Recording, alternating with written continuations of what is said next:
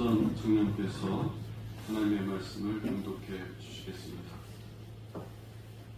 오늘의 말씀 요한복음 5장 24절 30절 말씀입니다. 내가 진실로 진실로 너희에게 이르노니 내 말을 듣고 또 나 보내신 이를 믿는 자는 영생을 얻었고 심판에 이르지 아니하나니 사망에서 생명으로 옮겼느니라.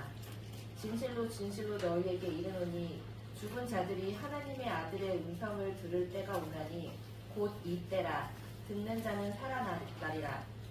아버지께서 자기 속에 생명이 있음 같이 아들에게도 생명을 주어 그 속에 있게 하셨고 또 인자됨으로 말미암아 심판하는 권한을 주셨느니라. 이를 놀랍게 여기지 말라. 무덤 속에 있는 자가 다 그의 음성을 들을 때가 오나니 선한 일을 행한 자는 생명의 부활로 악한 일을 행한 자는 심판의 부활로 나오리라. 내가 아무것도 스스로 할 수 없노라. 듣는 대로 심판하노니 나는 나의 뜻대로 하려 하지 않고 나를 보내신 이의 뜻대로 하려 함으로 내 심판은 의로우니라. 아멘. 감사합니다. 오늘은 심판자이시며 구원자이신 예수 그리스도라는 제목으로 여러분들과 함께 은혜의 말씀을 나눌 수 있기를 원합니다. 예수님께서는 요한복음 10장 10절에서 내가 온 것은 양으로 생명을 얻게 하고 더 풍성히 얻게 하려는 것이라 라고 말씀하셨습니다.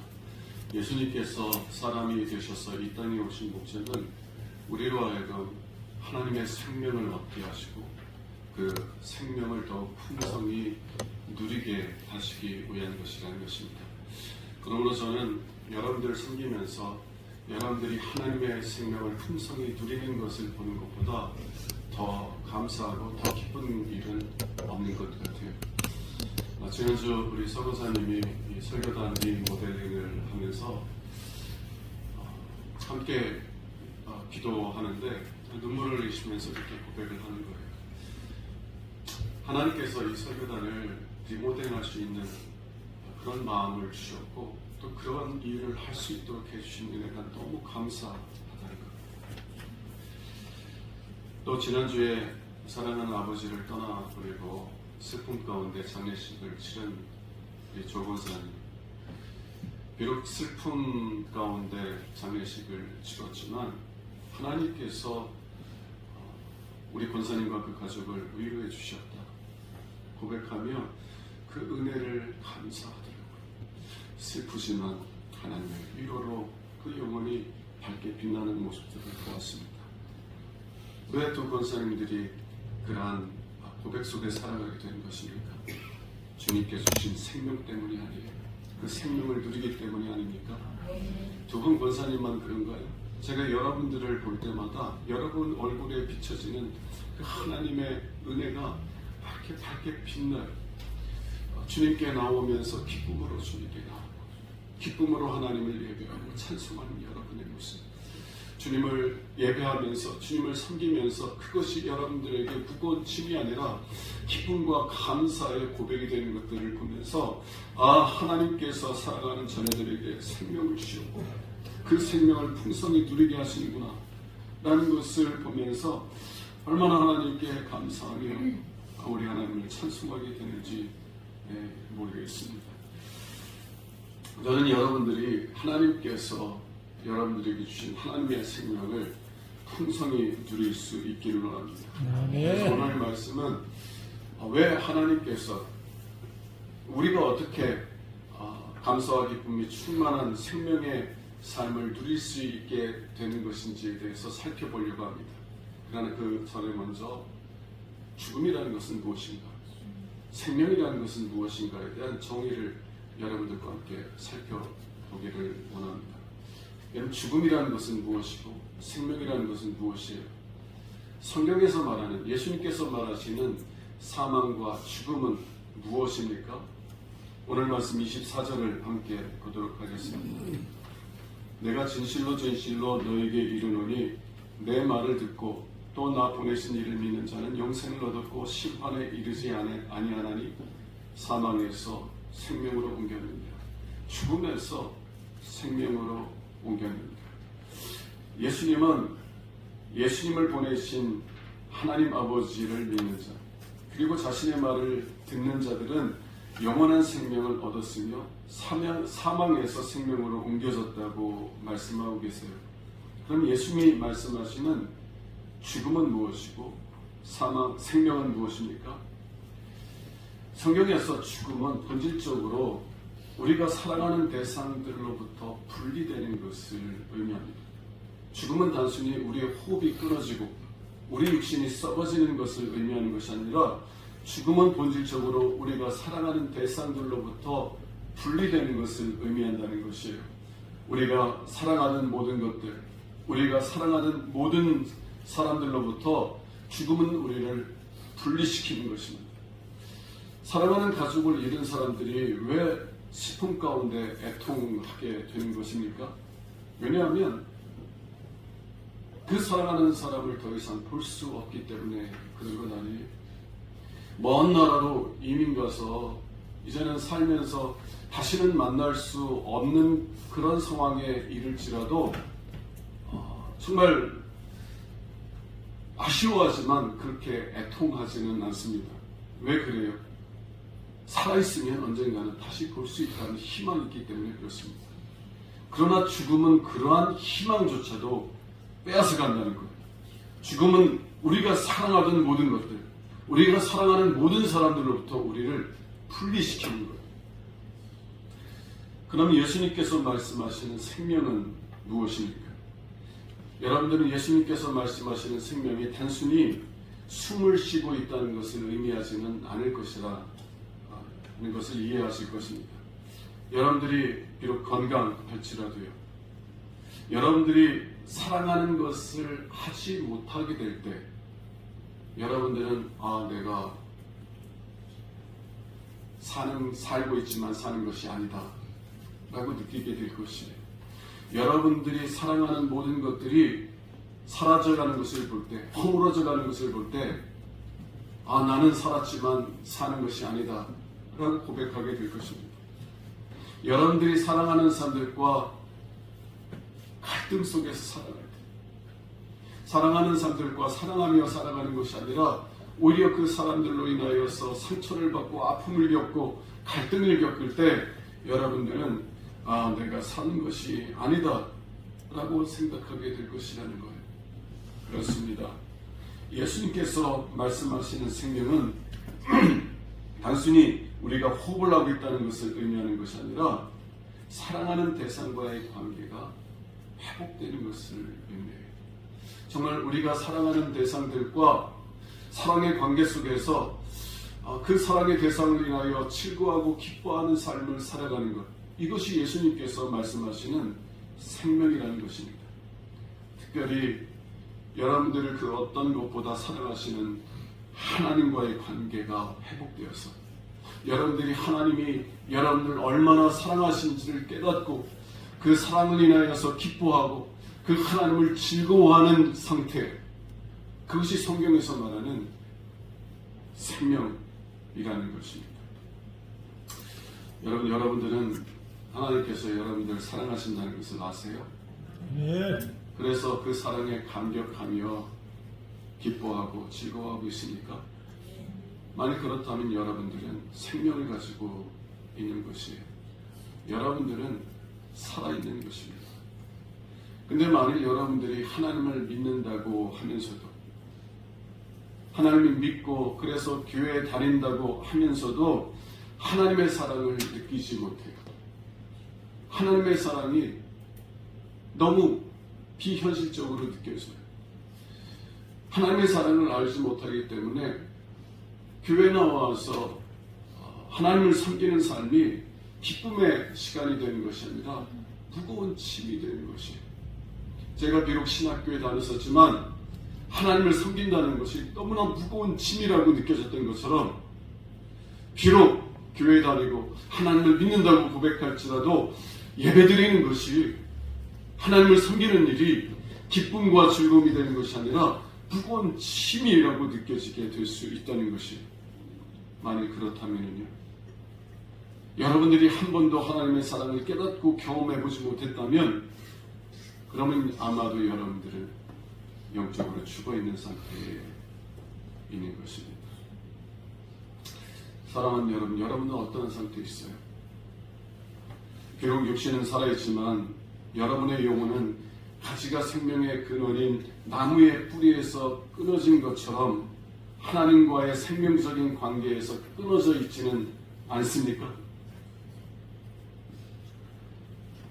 만일 그렇다면 여러분들에게 절박하게 필요한 것은 건강의 회복도 아니고 물질의 회복도 아니고 가정의 회복도 아닐 것입니다.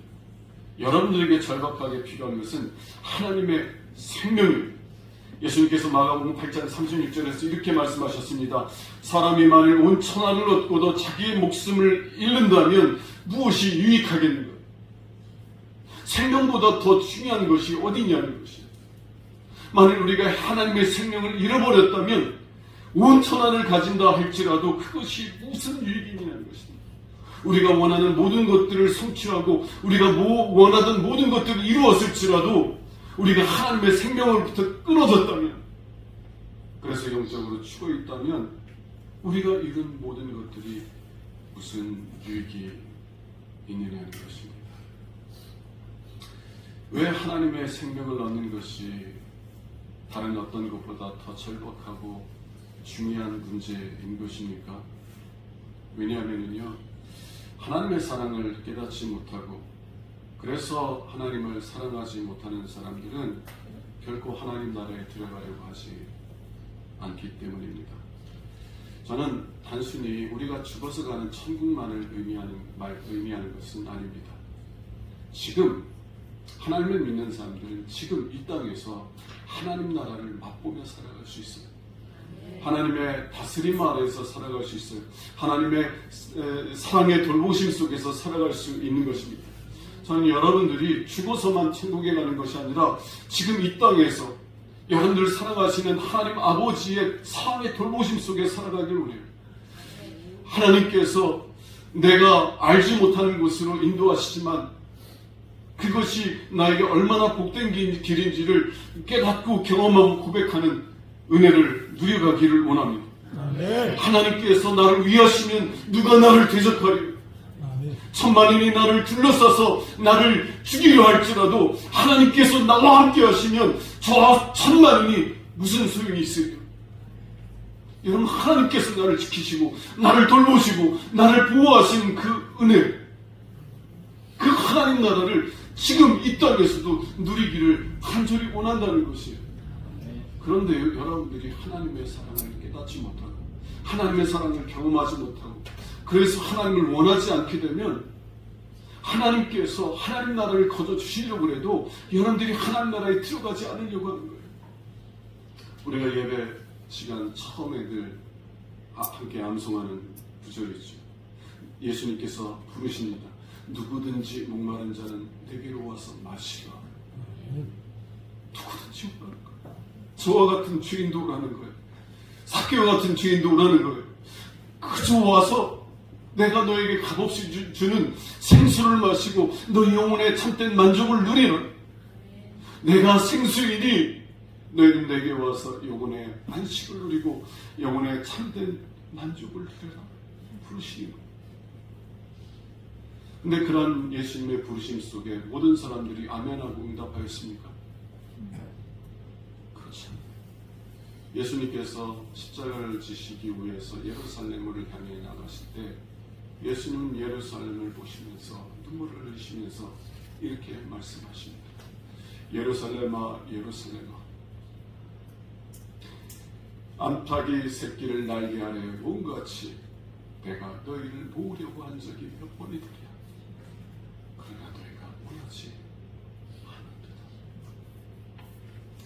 여러분, 하나님의 사랑을 깨닫지 못하면요, 우리는 본성적으로 하나님 뜻대로 살기를 원하는 사람들이 아니라 내가 원하는 대로 살기를 원하는 사람들이에요.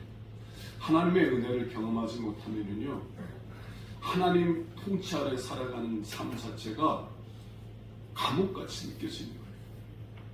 하나님을 섬기는 삶이 내 자유를 속박하고 억압하는 것처럼 느끼는 거예요. 내가 왜 하나님을 위해 살아야 돼? 내가 왜 이웃을 사랑하며 살아야 돼? 나도 내가 원하는 대로 살고 싶어. 왜 하나님께서는 내 자유를束縛하시고 왜 하나님께서는 내가 원하지 않는 길로 나를 이끌어 가시는 거야? 여러분, 그런 마음을 갖고 있는 사람이 어떻게 영원히 하나님과 함께 살 천국을 사모하겠어요? 한번 생각해 보세요. 여러분들이 좋아하지 않는 사람하고 영원히 사는 것이 천국이에요? 아니면 지옥이에요? 어느 교회 집사님이, 목사님께서 예수님을 믿는 자마다 다 멸망하지 않고 구원을 받아서 천국에 갈 수 있을 것이다 라는 복음의 말씀을 전하니까 그 집사님이 이렇게 말했다는 거예요. 그러면 내 남편도 천국에 가나요? 지금 사는 것도 지긋지긋한데 천국에서도 똑같이 살아야 돼. 여러분, 우리가 원하지 않는 사람하고 영원히 산다는 것은 그게 천국입니다, 지옥이에요. 만일 여러분들이 하나님의 사랑을 깨닫지 못하고 그래서 하나님을 사랑하게 되지 않는다면 하나님이 아무리 천국을 값없이 주시려고 할지라도 여러분들은 그 천국에 들어가길 원하지 않을 거예요. 왜 하나님의 생명을 얻는 것이 다른 어떤 것보다 더 절박하고 중요한 문제인 것입니다. 왜냐하면 하나님의 생명을 얻어야만 우리가 하나님을 원하고 하나님 나라를 원하게 될 것이기 때문입니다. 저는 여러분들이 이미 하나님의 생명을 얻었다라고 믿습니다. 다만 하나님이 주시는 생명을 더욱더 풍성히 누릴 수 있길 원하는데요. 그러면 우리가 어떻게 하나님의 생명을 얻을 수 있는가? 여러분들은 어떻게 하나님의 생명을 얻었습니까? 오늘 25절의 말씀을 보도록 하겠습니다. 진실로 진실로 너에게 이르노니 죽은 자들이 하나님의 아들의 음성을 들을 때가 오나니 곧 이때라. 듣는 자는 살아나리라. 죽은 자들이 하나님의 아들의 음성을 들을 때가 온다는 거예요. 이것은 다만 마지막 날 심판의 때만을 의미하는 것이 아닙니다. 에베소서 2장 1절 이하에는 우리가 영적으로 죽었던 상태를 설명하고 있습니다. 우리는 예수를 믿기 전에, 그래서 하나님의 생명을 얻기 전에 우리 모두는 영적으로 죽어 있었다는 것이에요. 우리의 허물과 죄로 인하여서 죽어 있었다는 것이에요. 영적으로 죽어 있던 상태는 어떤 상태입니까? 하나님의 영광을 보아도 그것이 아름답지가 않은 것이에요. 하나님의 영광을 보아도 그것이 나에게 정말 가치 있다고 여겨지지 않는 거예요. 오히려 하나님의 영광을 보고 그 영광을 따라 사는 삶이 나에게 구속처럼 느껴지고 나에게 무거운 짐처럼 느껴지는 거예요. 왜요? 영적으로 죽어있는 사람들은 하나님을 위해 살기를 원하지 않고 나를 위해 살기를 원하기 때문입니다. 하나님 뜻대로 살기를 원하지 아니하고 내 뜻대로 살기를 원하기 때문에 그런 거예요. 그게 영적으로 죽어있는 상태인 겁니다. 근데 예수님께서 그 죽어있는 사람들에게 말씀하실 때가 온다는 거예요. 그리고 그때는 언제냐면 곧 지금이라는 것입니다. 주님의 음성을 듣는 자마다 살아날 것이라 말씀하신 거예요.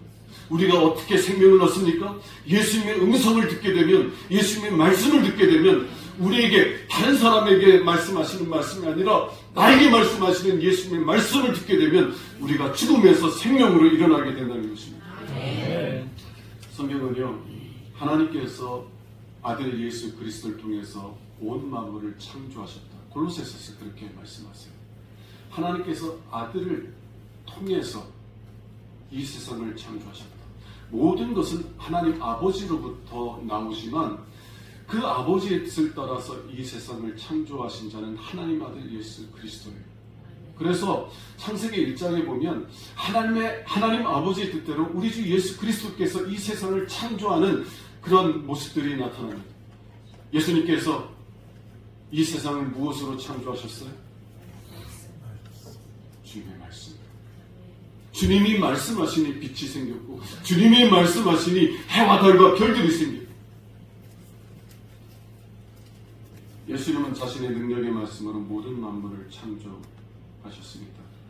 그리고 히브리서 1장 3절을 보니까 예수님은 자신의 능력의 말씀으로 온 세상을 붙들고 계신다는 거예요. 여러분, 왜 우리 지구가 태양계를 벗어나지 아니하고 공전과 자전을 반복하고 계신지 아십니까? 이 우주에는 헤아릴 수 없는 많은 별들이 있는데 왜 그 별들이 각기 제자리를 지키고 온 세상을 비추고 있는 것입니까? 우리가 이 혼란스러운 세상을 살아가는데 왜 우리는 오늘도 하나님이 주신 은혜의 삶을 누려가고 있는 것입니까? 왜 이 온 우주가 이러한 정교한 하나님의 질서 속에서 존재하고 왜 우리가 이러한 하나님의 정교한 질서 속에서 살아갈 수 있게 되는 것이에요? 그 이유는요, 예수님께서 당신의 능력의 말씀으로 온 만물을 우리를 붙잡고 계시기 때문이라는 것이죠. 아멘. 만일 주님께서 놓으시면 모든 것이 다 케이오스, 혼란에 빠지게 됩니다. 모든 것이 다 무너지게 될 거예요. 근데 오늘 말씀은 예수님께서는 단순히 예수의 말씀으로 세상을 창조하신 것만이 아니라 예수님의 말씀으로 온 세상을 붙들고 계신 것만이 아니라 예수님의 능력의 말씀으로 죽은 자들을 살리신다는 거예요. 요한복음 11장에 보면 예수님께서는 죽은 지 나흘이나 되어서 썩어 냄새나는 나사로에게 명령하십니다. 나사로야, 나오너라. 무덤에 안치된 그리고 죽어서 나흘이나 된 그래서 썩어 냄새나는 나사로에게 명령하십니다. 나사로야, 나오너라. 그때 나사로가 자신을 둘러싼 그 배옷들에 묶여가지고 무덤에서 이렇게 나오지 않습니까? 왜 그래요? 예수님의 말씀은 죽은 자에게 생명을 주시는 능력의 말씀이기 때문에 그렇습니다. 아멘. 오늘 25절의 말씀처럼 죽은 자들이 하나님의 아들의 음성을 들을 때가 오나니 곧 이때라, 곧 지금이라. 듣는 자는 살아나리라. 듣는 자는 생명을 얻으리라. 아멘. 저는 지난주부터 여러분들과 함께 현대의 성경으로 성경 통독을 시작했는데요. 제가 성경 통독을 하는 이유는 단순히 여러분들이 성경 통독을 통해서 성경 지식들을 더 많이 습득하는 것을 원하기 때문이 아닙니다. 성경 지식을 더 풍성하게 만드는 것이 저의 근본적인 목적이 아니라는 것입니다. 제가 원하는 것은 여러분들이 성경 말씀을 읽거나 듣고 있을 때 여러분들이 여러분들에게 말씀하시는 예수님의 음성을 듣기를 원해요. 아멘. 이 성경책은 모든 사람들을 위해서 기록된 성경인데 성경 말씀을 듣다가 성경 말씀을 읽다가 어떤 말씀이 나에게 주시는 말씀으로 들려질 때가 있어요. 예수님께서 어떤 말씀을 통해서 나를 부르시고 나에게 말씀하시는 것을 경험할 때가 있다는 것입니다. 저는 여러분들이 성경 통독을 하다가 여러분들에게 말씀하시는 예수님의 음성을 들을 수 있기를 원해요. 아멘. 우리보다 앞서 예수님을 신뢰하며 믿음의 길을 예수님을 따라갔던 믿음의 사람들이 있습니다. 그들 모두요 성경 읽다가 그들을 죽음에서 생명으로 일으키시는 예수님의 음성을 들었어요. 그리고 그 예수님의 음성을 들었을 때 그들은 하나님을 원하는 사람들로 변화되기 시작했습니다.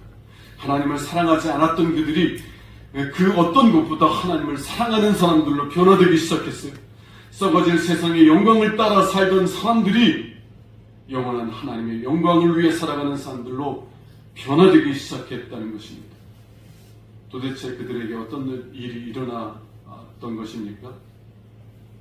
그들이 성경을 읽을 때요 하나님께서, 예수님께서 그들의 마음의 눈을 열어주세요.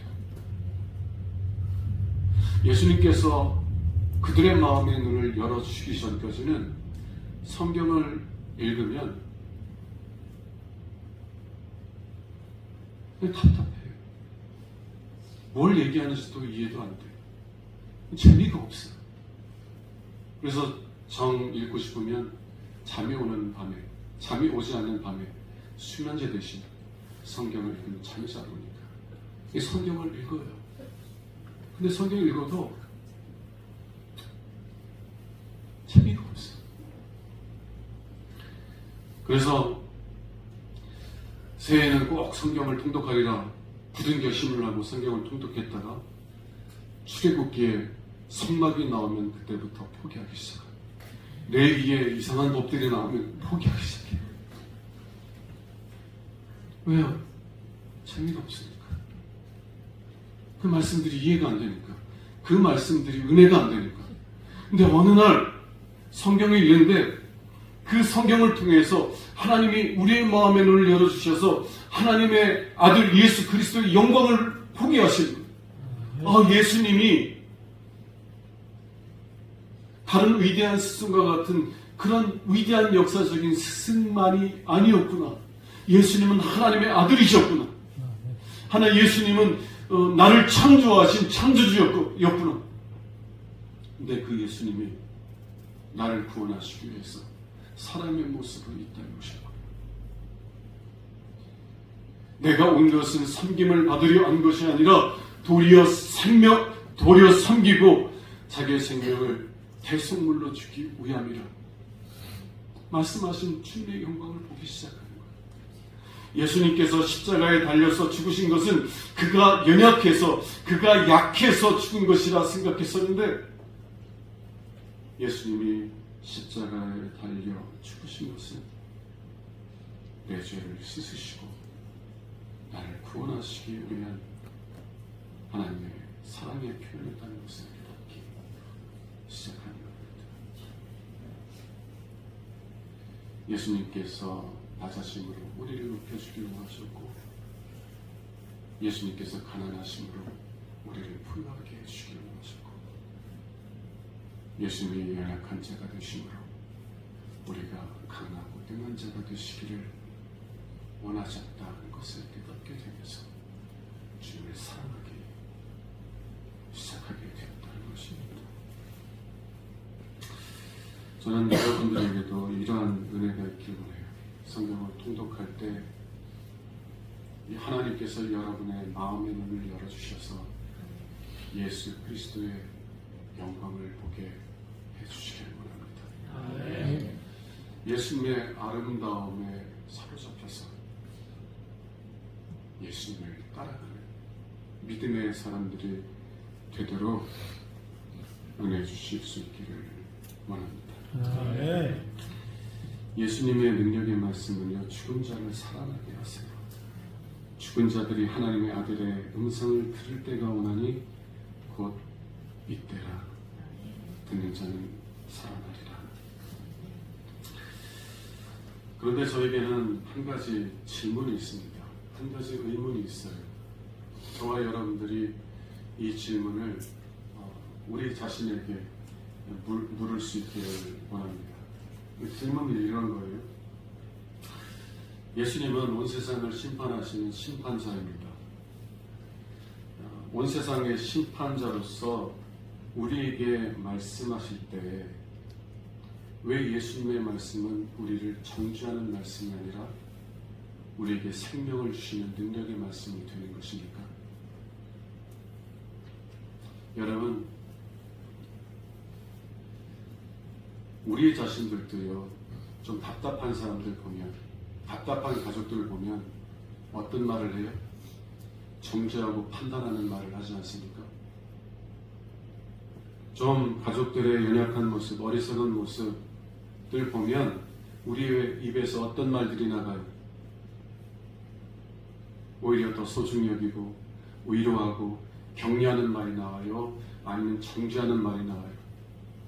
예수님께서 우리와 같은 죄인들을 바라보실 때 예수님의 입에서는 어떤 말씀이 나오셔야 돼요? 심판자로서 심판대에 앉아서 우리를 향하여 말씀하실 때 우리와 같은 죄인들을 향하여 어떤 말씀이 나오셔야 돼요? 정죄의 말씀이 나오셔야 돼요? 아니면 생명을 주시는 능력의 말씀이 나와야 돼요? 근데 왜 예수님께서는 우리에게 생명을 주시는 말씀을 주시는 것입니다? 28절에서 29절 말씀을 읽겠습니다. 이를 놀랍게 여기지 말라. 무덤 속에 있는 자가 다 그의 음성을 들을 때가 오나니 선한 일을 행한 자는 생명의 부활로 악한 일을 행한 자는 심판의 부활로 나오리라. 예수님께서 재판정에 이제 앉아서 온 사람들을 심판하시는 모습입니다. 판사로서 온 사람들을 심판하시는 모습이에요. 예수님께서 최종 선고를 하실 때 어떤 사람은 생명의 부활로, 어떤 사람은 심판의 부활로 나오게 된다는 것입니다.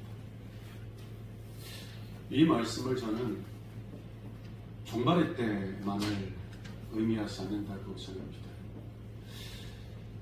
하나님의 아들의 음성을 들을 때가 오나니 곧 이때라 말씀하신 것처럼 영적으로 죽어있는 상태에 있는 우리들, 그래서 영적인 무덤 속에 있는 우리들이 예수님의 말씀을 들을 때가 오는데, 근데 그 예수님의 말씀을 들으면 어떤 사람들은 생명의 부활로, 어떤 사람들은 심판의 부활로 일어난다는 거예요. 어떤 사람들에게 예수님의 말씀은 정죄의 말씀으로 들려지지만 어떤 사람들에게는 생명을 주시는 능력의 말씀으로 들려진다는 거예요. 여러분들에게는 예수님의 말씀이 정죄의 말씀이 아니라 생명의 말씀으로 들려지지 않습니까? 예수님의 말씀을 들을 때 사랑하는 나들아 내가 너를 사랑하노라, 사랑하는 딸아 내가 너를 사랑하노라, 나는 너의 하나님이라, 내가 너를 기념하여 불렀나니 너는 내 것이라. 왜 우리에게는, 왜 여러분들에게는 심판정에 앉아서 최종 선고를 내리시는 예수님의 음성이, 예수님의 말씀이 생명을 주시는 능력의 말씀으로 들려지느냐라는 것이요. 여러분들이 다른 사람보다 더 선하게 살았기 때문입니다. 여러분들이 다른 사람보다 더 하나님을 위해서 경건하게 살았기 때문입니다. 만약 여러분들이 하나님 앞에 진실하게 선다면 여러분들 결코 여러분들이 나는 하나님 앞에서 선한 삶을 살았으니 마땅히 천국에 가야만 한다 라고 말하지 못할 거예요. 여러분들이 하나님 앞에 진실하게 서 있다면 다른 사람은 몰라도 나는 천국에 들어갈 자격이 있어 라고 말할 수 없다는 것입니다. 제가 하나님을 알지 못했을 때요, 경건하지 못한 생각들을 하면서도 그 생각들이 죄라고 생각해 본 적이 없어요. 오히려 경건하지 못한 생각들을 하면서도 그 생각들을 즐겼습니다. 누구를 미워하면서도요, 그걸 즐겼어요. 그것이 저에게 괴로움이 되는 것이 아니라 그것이 저의 즐거움이 되더라고요. 하나님의 영광을 위해 살아가는 것이 아니라 세상의 영광을 위해 살아가는 생각들을 하면 그것이 저에게 즐거움이 되는 거예요. 그것이 죄라고 느껴지지 않고 그것이 즐거움이라고 느껴지는 거예요. 그래서 제가 한 번도 악하다, 제가 정말 하나님 기준으로 선하지는 못하지만 그래도 저 인간들처럼 악하지는 않다라고 생각을 했던 거예요. 이제 하나님을 만나고 나서요, 어떤 변화들이 일어나냐면 하나님을 알아가면 알아갈수록 경건하지 못한 생각들이 제 머리에 들어오면, 제 마음에 떠오르면요, 그 생각들로 인해 괴로워하시더라고요. 괴로워하시더라고요. 마치 이런 것 같아요. 여러분, 어둠 속에서 거울을 보면 우리 얼굴에 묻은 더러운 것들이 보여요, 안 보여요? 하나님의 사랑을 깨닫지 못했을 때는요, 제가 죄 가운데 살아감에도 불구하고 제가 죄 가운데 살고 있다는 것을 느끼지 못했어요. 깨닫지 못했어요. 그런데 밝은 태양 아래에서 거울을 보면 제 얼굴에 묻은 더러운 것들이 다 보이는 것처럼 빛이신 하나님께 가까이 나아가면 나아갈수록 제 더러움이 더 선명하게 보이시고,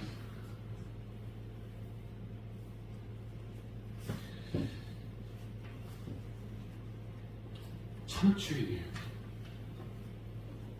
저는 아직도 이해가 되지 않는 것이 왜 하나님이 저 같은 사람을 목사로 세워주셔서 하나님께서 무엇보다 사랑하시는 여러분들을 섬기게 하시는지 이해가 되지 않아요. 저는 오늘도 예배 준비를 하고 이 설교단에 서면서 그런 마음이 확 들어요. 왜? 저의 죄를 알고 제 어리석음을 알고 제 연약함을 아니까. 이 설교단에 서면서 하나님께 간구하는, 하나님 저를 불쌍히 여겨주세요. 저희 성도들을 불쌍히 여겨주세요. 제가 예수 그리스도의 십자가의 은혜를 의지하여서 나아가오니 하나님께서 이 시간에 임재해 주셔서 저희들의 영혼을 만족하게 해주세요. 우리 성도들이 정말 빈손으로 돌아가지 않게 해주세요. 제 자신을 의지하는 것이 아니라 오직 예수 그리스도의 십자가의 공로를 의지하여서 하나님 앞에 나온 거예요. 저는 제가 주인이라는 걸 알아요. 그런데 왜 심판자이신 예수님의 말씀은 저를 정죄하는 말씀이 아니라 오히려 저에게 생명을 주시는 말씀으로 들려지는 것일까요? 왜 예수님의 말씀은 사랑하더라, 내가 너를 사랑하노라, 내가 너를 사랑하노라 라는 사랑의 말씀으로 들려지게 되는 것일까요? 저는 그 이유를 오늘 본문 27절에서 발견합니다. 27절 말씀 함께 보겠습니다.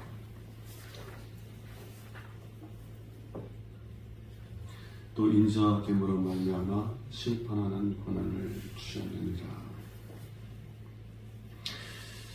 예수님께서 우리를 심판하시고 그리고 우리에게 생명을 주시는 말씀을 주실 수 있는 이유는 인자됨 때문이라는 것입니다. 인자됨. 예수님은 하나님 아버지와 같은 영광의 하나님이시지만 그러나 인자가 되셨다는 거예요. 인자라는 말은 무슨 뜻입니까? 사람 인자, 아들 자자. 사람의 아들이라는 말입니다. 예수님께서 가장 선호하셨던 말씀, 자신의 친구예요. 다시 말하면 예수님은 하나님이시지만 그러나 우리와 같은 사람이 되셨다는 말씀입니다. 왜 불멸의 생명을 가지고 계시고 죽은 자에게 생명을 줄 수 있는 영광의 하나님이 우리와 같이 죽을 수 있는 사람이 되신 것일까요? 이사야서 53장 5절은 그 이유를 이렇게 설명합니다. 그가 찔림은 우리의 허물 때문이요 그가 상함은 우리의 죄악 때문이라. 그가 징계를 받음으로 우리는 평화를 누리고 그가 채찍에 맞음으로 우리가 나음을 받았도다.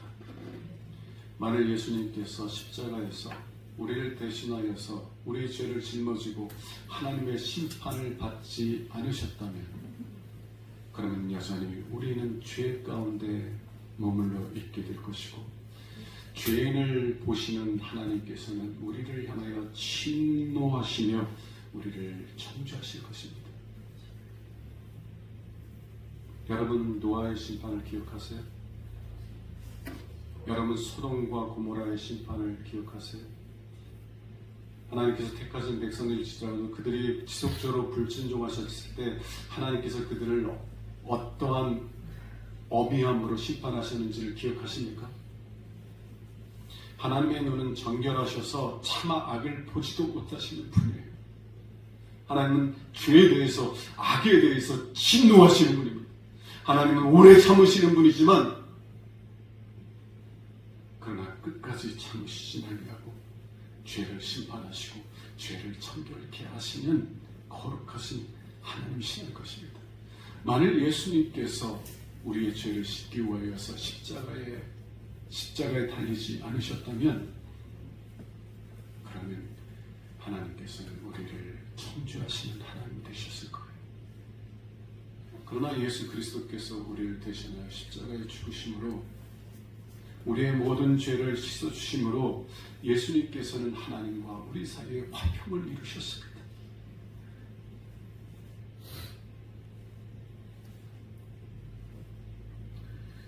우리가 예수님께서 나를 위해 피 흘려 주셨습니다라는 믿음을 가지고 하나님께 나아가면 하나님은 언제나 우리의 마음의 문설주에 발라져 있는 그 피를 보시고